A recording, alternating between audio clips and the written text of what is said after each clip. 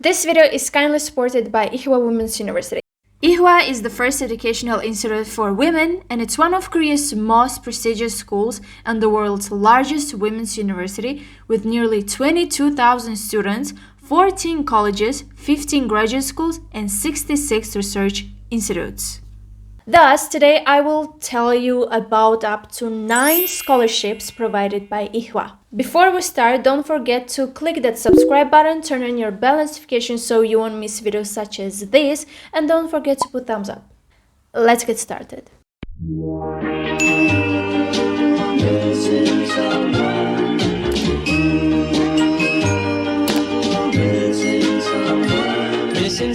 EWHA provides lots of scholarships for incoming and already enrolled students, aka for both undergraduate and graduate students, and believe me, they're so good. Yeah. The first scholarship that we have on our list is EWHA Global Partnership Program, also known as EGPP scholarship. EGPP covers your full tuition and your admission fee. EGPP covers undergraduate freshman program for a maximum of 8 semesters, for transfer undergraduate students for a maximum of 4 semesters. In case of graduate, it covers master's program for a maximum of 4 semesters and doctoral and combined for a maximum of 6 semesters. It also covers your housing fee if you are a dormitory resident, and it gives you monthly stipend. The eligibility is simple. Applicants from developing countries, to be exact, from the DAC list of ODA recipients, applying through the special admissions process for international applicants who demonstrate female leadership potential. For those who are like, what is special admissions process? It's basically international admissions process. In order for you to maintain your scholarship, you need to meet a minimum GPA and credit requirements for both undergraduate and graduate students so that you can save your scholarship, and mostly GPA of 3.0 out of 4.3 is required, and it's already when you are enrolled. If you want to keep your scholarship, you need to maintain these minimum requirements. On how to apply to this scholarship, I will talk later when I introduce all the scholarships. Next, we have International Student Scholarship, also known as ISS, which overall has 7 scholarships, whereas 4 of them are for incoming students and 3 of them are for continuing students. So first, we will talk about scholarships for incoming students. So second scholarship is ISS F4, meaning full tuition for 4 years. ISS F4 covers full tuition for a maximum of 8 semesters and also your admission fee. Eligibility is that applicants seeking admission for an undergraduate program, freshmen, through the special admissions process for international students. And the requirement is basically the same as for almost all scholarships. You need to maintain your minimum GPA and credit requirements for your undergraduate program, and the GPA is mostly 3.0. Next, we have ISS F2. ISS F2 covers your full tuition for a maximum of 4 semesters and also your admission fee. Eligibility is that if you are the one applying for undergraduate or graduate programs, you can apply for this scholarship. And the requirement is that recipients must meet the minimum GPA and credit requirements to maintain their scholarships. Next, we have ISS F1. ISS F1 covers your full tuition for a maximum of 2 semesters, meaning 1 year, and also your admission fee. Eligibility is that applicants seeking admission for undergraduate or graduate programs through the special admissions for international applicants. Next, we have ISS FH1.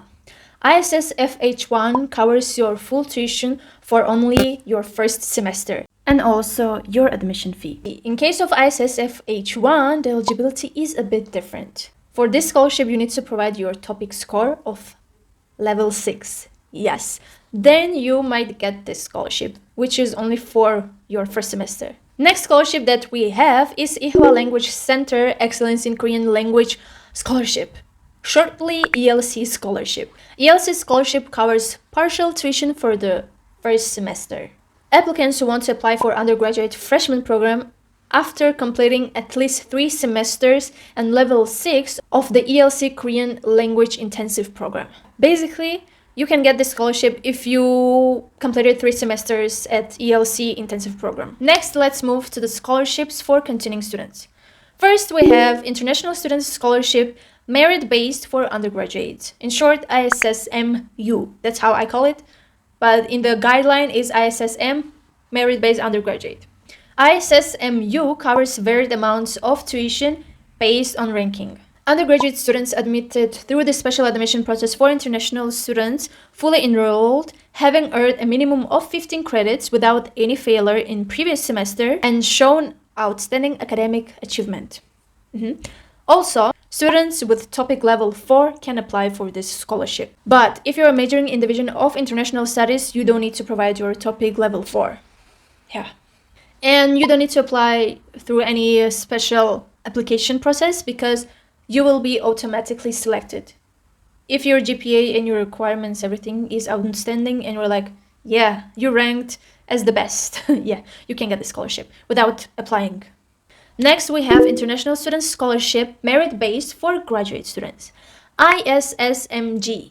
ISS MG covers varied amounts of tuition, again, based on ranking. The eligibility for ISS MG is that graduate students admitted through the special admission process for international applicants fully enrolled, having earned a minimum of 3.5 GPA out of 4.3 in the previous semester and shown outstanding academic achievements. Plus, you need to have a topic of level 4. Exception is Asian Women's Studies. If you're in that major, you don't have to submit your topic level 4. For this scholarship, you can apply through the International Student Affairs team each semester. The last scholarship that we have on our list is International Student Scholarship Volunteer-Based, ISS V, which is both for undergraduate and graduate students. ISS V scholarship covers varied amounts. To be exact, I did ask International Affairs team about this scholarship. This scholarship gives you about $900 per semester. Per semester meaning per 4 months. The eligibility for this scholarship is quite good. International undergraduate and graduate students fully enrolled, having completed at least 10 credits for undergraduate programs and 6 credits for graduate programs, and earned a minimum of 2.0 GPA out of 4.3 in the previous semester. Plus, you need to have topic level 4 in order for you to apply for this scholarship. And the exception are 2 majors, Division of International Studies and Asian Women's Studies. How you can get this scholarship is actually simple. You need to be ISAT student assistant or online ambassador. I think I would be a good match for this scholarship. For this scholarship, you can apply through the International Student Affairs team each semester. Small note, recipients of any type of scholarships must prove national health insurance and private health insurance coverage to receive scholarship payment. You need to prove these things only after when you get admitted. So don't worry about this during your application process. Now, how to apply for a scholarship. After completing your online application, you need to print and submit your application supplement and scholarship application. And yes, you should submit your documents to the International Affairs team by the deadline. And the deadline for scholarship is the same as for the application. Here's how the application supplement and scholarship application look like. When you're filling the form, you can see on the top right side of each page if it's required for a scholarship. The only scholarship that requires you to write or include your scholarship plan and why you need it in the essay is actually EGPP scholarship. But for the other ones, you simply check the scholarships to which you want to apply. It's as simple as that, and you don't need to include any other essays for other scholarship. As I already said, only EGPP scholarship requires you to write about it. For example, in the page number 2, where you need to write your study plan, it's written that applicants for the EGPP scholarship must include information on their purpose for applying for the program and future plans upon graduation. The other scholarship application that you can find is on the page 7. And on the top right corner, it's written only for scholarship applicants. And here you can see that first scholarship is EGPP and the second one is ISS. And yes, ISS, it's not divided into 4 scholarships. When you check this box, it means you want to apply for the scholarship, and then they will review your documents and see if you're eligible for the scholarship or no. Look, you have lots of chances to get at least one of the scholarships because you can actually apply for 6 scholarships at a time, which is really good, and lots of chances to get at least one of them. Submission period is actually the same as the application period. And if you're applying to EWHA, make sure to check this video which is super detailed, and I talk about my experience in applying to EWHA. Your final selection decision will be actually emailed to you. They will personally email you if you got the scholarship or if you got in. Some small notes is that some scholarship applicants may be contacted individually for the phone interview. Don't be scared. The questions that they might ask in the interview are actually related to the documents you submitted and the essays that you wrote. Lastly, let's go through some questions that you probably already have. And the answers are actually from International Affairs team. And most of the questions that I actually usually see are all about bank statement. I know, bank statement is such a pain in the A, but yet, yeah. Okay. Are there any specific criteria like GPA to get a scholarship? What is the special admission process for a full scholarship program? Scholarship recipient is selected through a comprehensive evaluation, so it's hard to mention a specific criteria. If I want to apply for a scholarship, do I have to pay everything at first? And if I win the scholarship, they will give it back? Or I don't have to pay anything that comes with the scholarship when I apply? Basically, if you get selected as a scholarship recipient, the amount covered by the scholarship will be applied to the tuition bill, not any other expenses. And if you're thinking like if you did your first semester and you paid your first semester, you didn't get a scholarship on your first semester, and if you get a scholarship in your second semester, it doesn't mean that the scholarship will actually compensate your expenses and the money that you spend on your first semester. I hope I make sense. Yeah. Do your parents need to have $20,000 in their bank account or just prove that their yearly income is $20,000?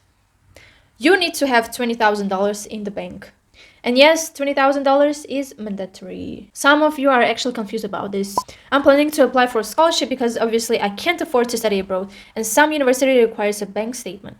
Should the scholarship provide this? All applicants must submit a bank balance certificate. However, EGPP applicants who are not able to submit one at the application stage do not have to. But if you're applying for EGPP, obviously you don't need to submit your bank statement. However, if you don't get EGPP scholarship, you need to then submit your bank statement to prove that you can support yourself at least for a year in Korea.